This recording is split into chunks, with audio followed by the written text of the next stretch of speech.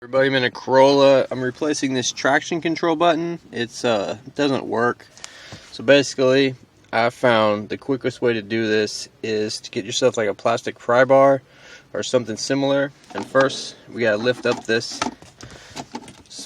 right here, this little covering. This will just pull up. It just has little like tabs. Get something under it like this. You just kind of start it and then you work your way around and get it up.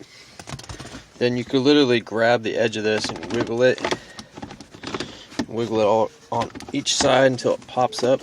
This will separate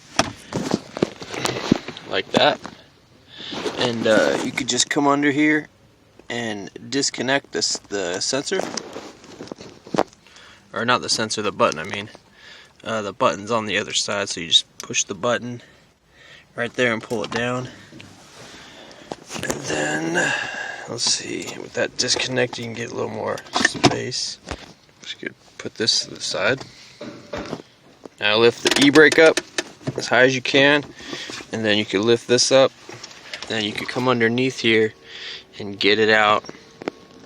How we're going to get it out is there's these little tabs right here where my finger is, and you just push it down, and then we're going to push this thing out the front.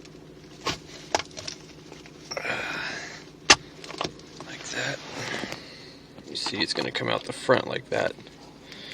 Alright, then we'll get our new one. Here's my new one. Here's my part number. Just says description is traction control. Part number is that number starting with the 8. Go ahead and get this out. Alright. Go ahead and just slide this in through the front. Just push it in. Okay. Get our black connector from down here and we will reconnect it. Okay, I reconnected it. Now with the key on, let's make sure it works. You see it, traction off, traction on. Alright, it works. So then you're just going to very gently put everything back in place and snap everything back in place. Start with this panel first, get that down. You can put your e-brake back down, and then the border for the shifter, I don't know the name of it. Alright, go ahead and get that on. Be careful, especially, you know, if it's like your mom or your dad's car, you don't want to break this tab because you don't want this to sit in here loose. I don't have a dad, so it wouldn't really affect me.